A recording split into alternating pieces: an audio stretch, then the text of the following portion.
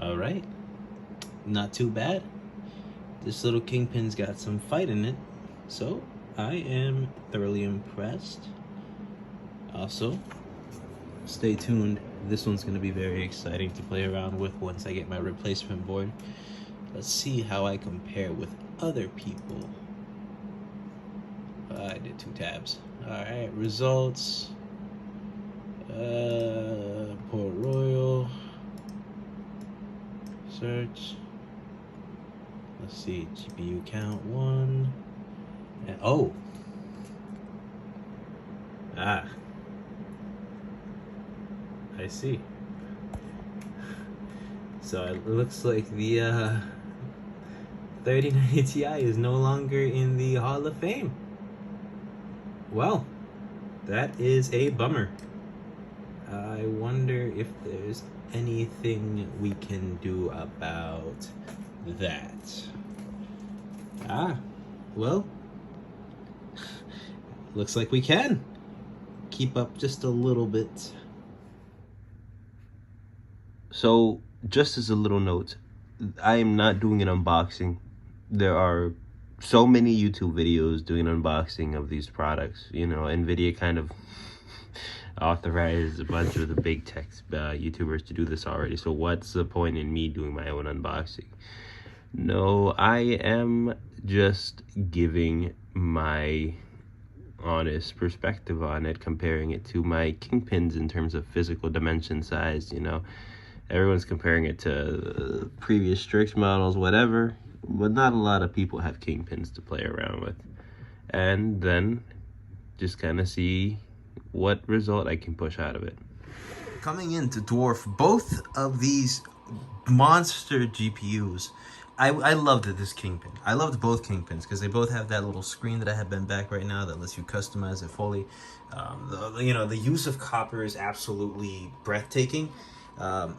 This design is actually so nice, but it didn't go good with I think with like a white case, this would be beautiful. Anyway, that's not the point. The point is, this is the 4090 Strix. Nope. It is, does not, it is not part of it, but in terms of thickness, my goodness, it is, okay, it is chunky next to my Kingpins.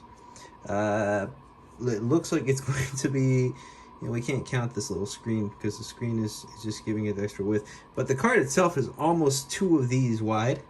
Length, well, it's longer than, even with the little adapter here for the 8-pin connectors. The Kingpin uses 2 16-pin connectors, but you can buy this adapter separately so that you can just plug your 8-pin connectors directly into that instead of using the ugly little adapter. I don't have to worry about that in my build because I actually did manage to get a 1650 watt ATX 3.0 power supply today at Micro Center. So I'm not going to need any sort of adapter to be able to run this behemoth, but wow. Let's put it next to the OG Kingpin, just to embarrass it even more. Like this 3090 Kingpin, while it is enormous, or well, not enormous, but you know, while it is big for a GPU, I mean, you can't even, no matter which GPU I put it in front of, you can't see what's behind it. Let me put it right in the center. And there we have it. We have a new king. It is no longer the Kingpin. Unfortunately, EVGA is no longer going to be making video cards with Nvidia. While, you know, we can understand their reasons, I'm personally not a fan of the decision, as are, you know, as is a good chunk of the community, including probably a lot of their staff. I was really hoping to be able to get a Kingpin 4090.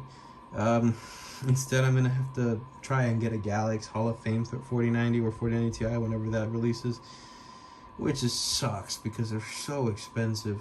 Granted, this is a $2,000 graphics card. I bought this for $2,500 and I bought this for $2,200, but still, I don't want to spend $4,000 on a single product. Maybe this is overkill, but it's not $4,000 overkill with you know, not so good warranty support or whatever, because Galax is not really a US based company. It's just so much more of a headache than I need. But there we have it. I'm going to be putting this in my system after I do a power supply swap, and I'm excited. I have it assembled right now, and I've been running Port Royal. First of all, this thing is huge. I mean, this is a half 700 Evo. Also, for anyone who has this case and is probably going to be getting a Strix card, you cannot mount this directly into the motherboard. You need to use a riser cable. It's actually a little too bulky for it's a little too bulky for the normal motherboard PCI, you know, the PCI lane. Anyway, this I've changed my color scheme to. Okay, that video is old. I don't know why I went back to that, but I changed the color scheme to go with the fact that the Strix is red and blue. And now that my Port Royal has finished, you can see here 2640, 26437. I've been doing like a weird little. I save these now because I'm getting very much into overclock. I mean, this is incredible. With my Kingpin, I never went above 15,410. This is over 11,000 points higher than that. So, yeah, the Kingpin is dead. Long live these Strix. Let's see. It never reached 70 degrees Celsius. That's good. Granted, my Kingpin never hit 60, so this is amazing. I mean, this is absolutely amazing.